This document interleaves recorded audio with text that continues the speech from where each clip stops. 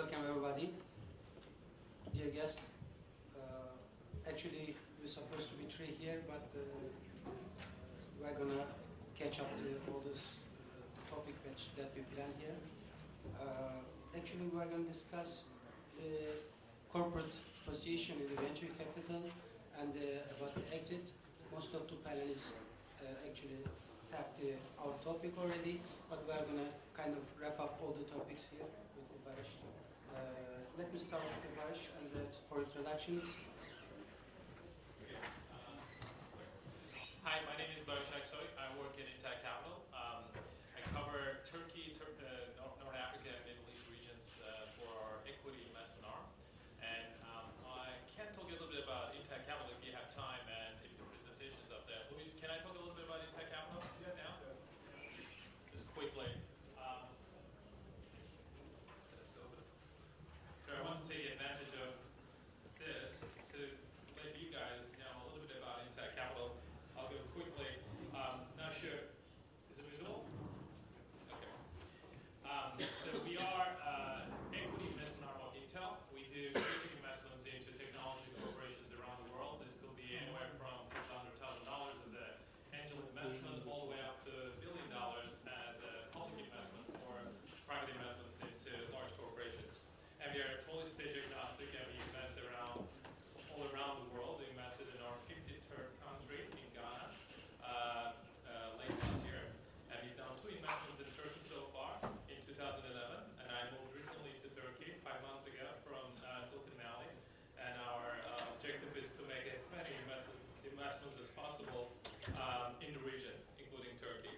So we cover broad areas of technology sectors, all the way from enterprise, mobile, semiconductors, as you could imagine, as an Intel corporation investment arm, you need to invest into manufacturing technologies.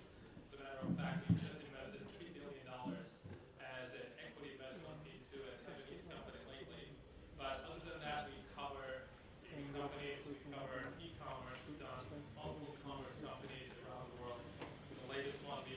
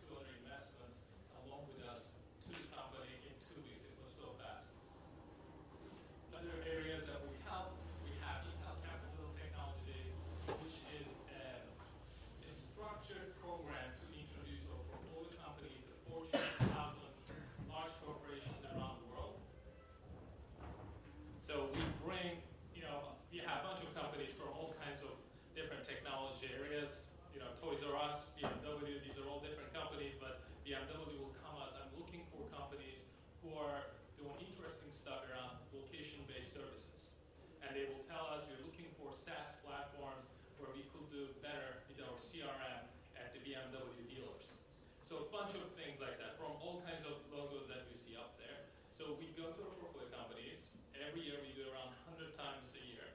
And then we pick certain few of them, usually 8 to 10 of them, bring in front of, for example, Shell. And Shell will bring their CIOs, CMOs, VP of technology, and things like that. They spend the whole day, which sometimes turn into an acquisition, sometimes turns into an investment, sometimes turns into a customer. So we provide that service all around the year and all around the world. And that's it. So that was a long presentation. Should we go with Candace Johnson? Everybody knows you already? Well, actually, they may know me, but they may not know about this aspect of my activities. And I accepted to be on this panel because I think I'm actually at the intersection between venture capitalists and angels in the last 11 years. And after I had my first exit 11 years ago, I thought I wanted to be a VC. And so I created, if you can believe this, with AXA, world's largest insurance company, Caisse de Dépôt, which is French National Savings Bank, the Bavarian State Bank, and me, the Sophia Eurolab, which was the first transporter venture capital fund in Europe. And you know, I went to my first board meeting, and we had all invested, by the way, at the same level, okay? And I went to my first board meeting, and the first thing that these board members said, other than me, they were not entrepreneurs, and other than me, they were not investing their own money. They said, "Well, we've got to fire the entrepreneur." I said, "What? You can't fire the entrepreneur. This is the heart of the matter." And so anyway, I quickly realized that maybe I shouldn't be a venture capitalist.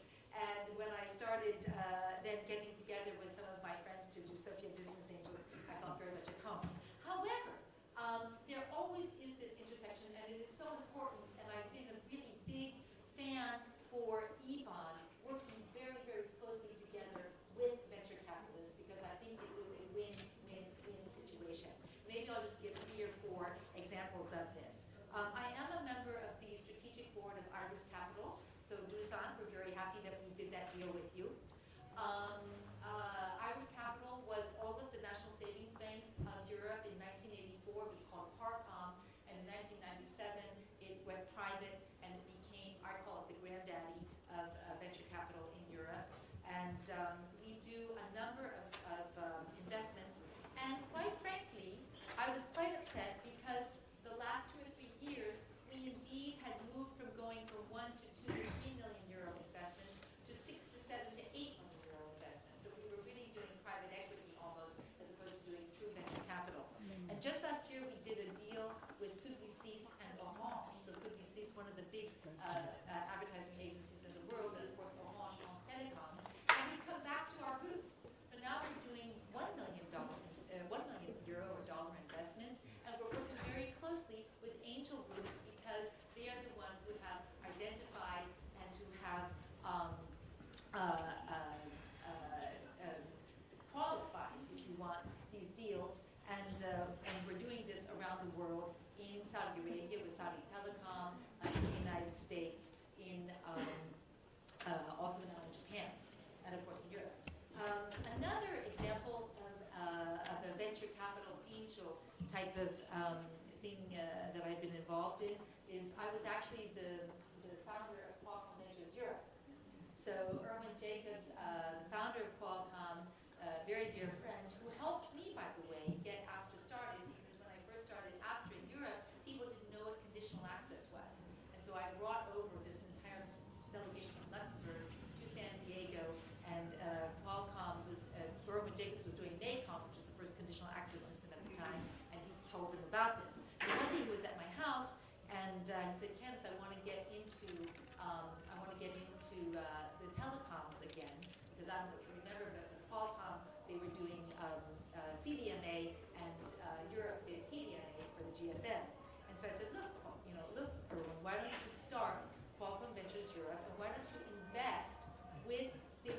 operators, because all of the operators, be it Deutsche Telekom, be it France Telecom, Inno.com, they all have investment vehicles. And so that's what they did. And we're also very happy that Qualcomm and Ventures Europe did indeed invest in a number of angel-supported groups, notably one of them called Temperature Concepts in Cambridge, which is supported by the Cambridge Angels. I'll just finish with telling us a story about venture capitalists. And that is that, when we did start Astra, and I explained that we needed to have a business angel to get us started, because of course nobody was going to put $1 million into this, company that was going against all of the regulations. There weren't even regulations to have a private satellite dish, much less a private satellite. And the Prime Minister of Luxembourg wrote a letter for me, and it said, Mrs. Johnson is traveling on my behalf, and if you look kindly on our satellite project, we will look kindly on your finance place in Luxembourg. And if you know, Luxembourg is one of the big financial places. And so I had this magic letter, and I went to all of the bankers, and believe it or not, but of course Deutsche Bank, Paribas, Banque Lambert, Société Générale, all became investors in the Astra satellite.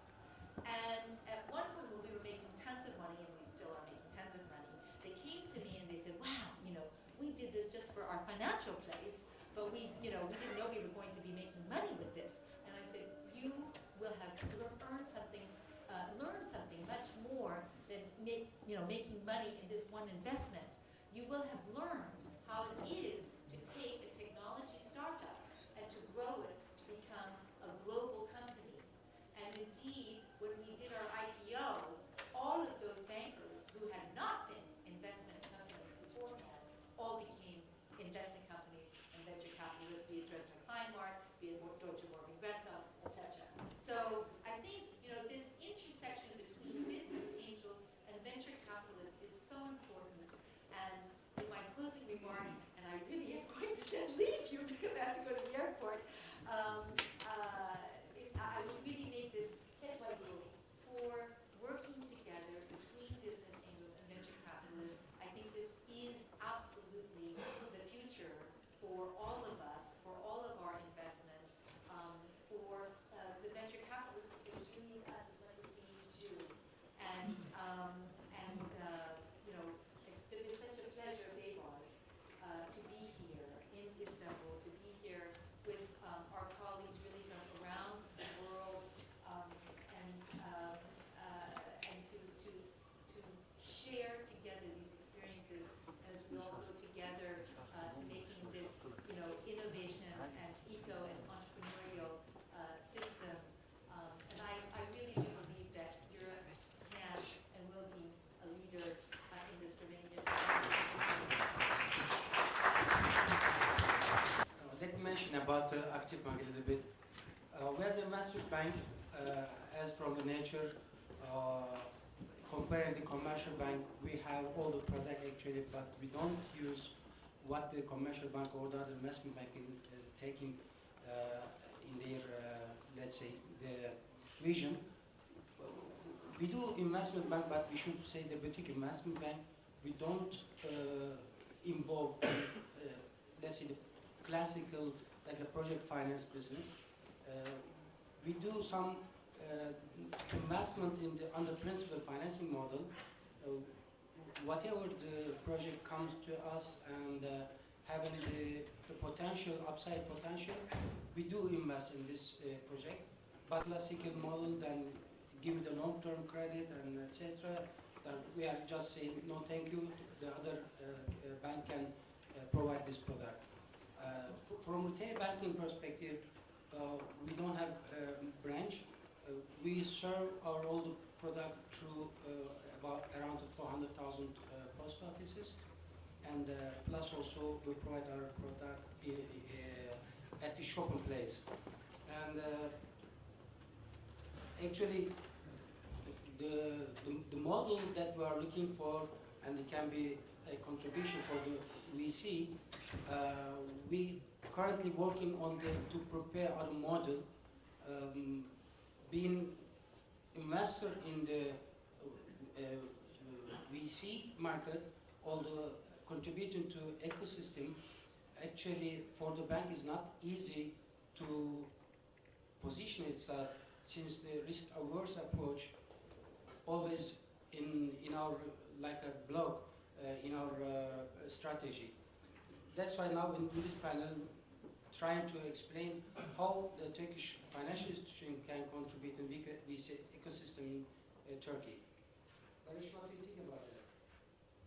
You know, I mean, since you have great experience, you know, in the US and in Silicon Valley, and the Turkish financial is not too much keen to be in the VC market and contributing on that.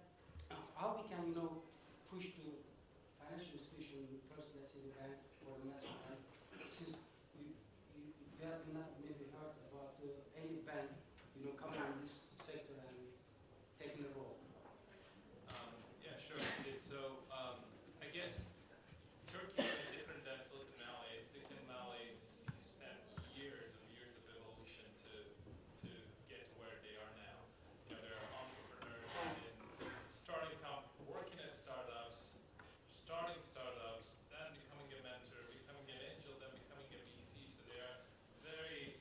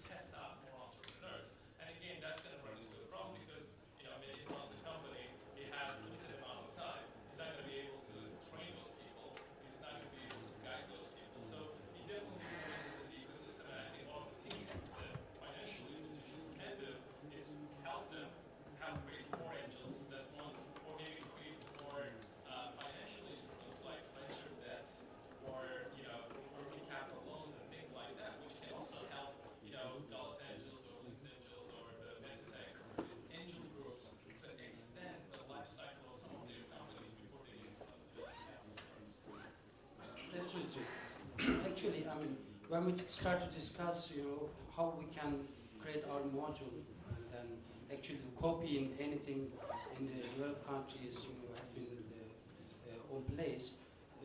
Some of our people, our colleagues, starting to take the point from the classical opinion, what's going to be hard collateral, what's going to be, are you going to take a mortgage or something? This is, from very far from the nature of the VC. That's why, I mean, we are trying to create our own module other than the classical what we have in our organization. And then, absolutely, Barış has right, we have to stick to the market with the incubators, with the accelerator. But the hard part of this idea actually is that we cannot, go to each deal and be like the incubators or the like Galata and just screen and deal and being a mentor. This shouldn't be our job actually. But whatever, we should stick to the existing organization. We have to, find out the way how we are going to, trace the deals and the report, and to justify if something goes the wrong way or the bad result. If I said the bad result, actually, this is kind of nature of the VC actually. How we are going to justify, against our board. This is also what we, should find out a way. The other things actually, should we have our own fund to contribute in VC to create an ecosystem in Turkey, or should we stick to fund whatever we have in Turkey? And also, other panelists mentioned about the gap between VC and the early stage investment or the incubator. The point is that how we are going to close this gap, by establishing a fund or sticking to any fund, or having new generation something Turkish type of model. I don't know really. We should work on that, and wherever we have to, we can create our own module. The Aktif Bank is ready to be in this sector and contribute in this.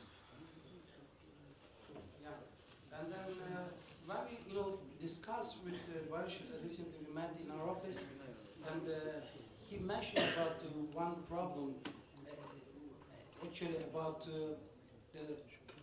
it's not enough VC investment or the size in Turkey to meet with startup business or the incubator. Actually, he mentioned about the problem which currently facing in United States. He said what you said? Serious crunch. Yeah, serious crunch. Yeah. Can you mention about a little bit just to reflect this reality, how it's going to be in Turkey? Do you think we are going to face the same problem here?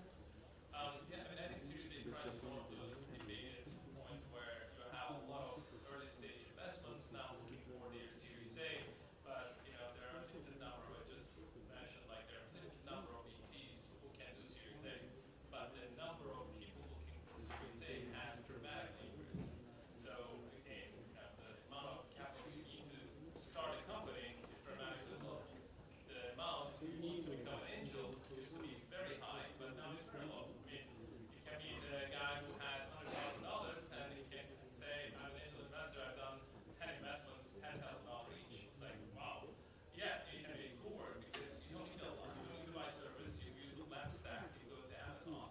And now even hardware is going through that process. People start hardware products without going through multiple $1 million. When I was in Silicon Valley on the entrepreneurial side, we raised $300 million for the company that I worked.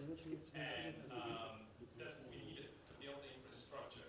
So here it's a little bit different. Obviously, time has changed. So you have a lot of angels, they're investing in a lot of companies, and not all of them are going to see the light of Series A. So that's the Series A crunch. In Turkey, that's a little bit different because in Turkey has grew up with that. I mean, the entrepreneurs in Turkey had never seen that abundance. So it was always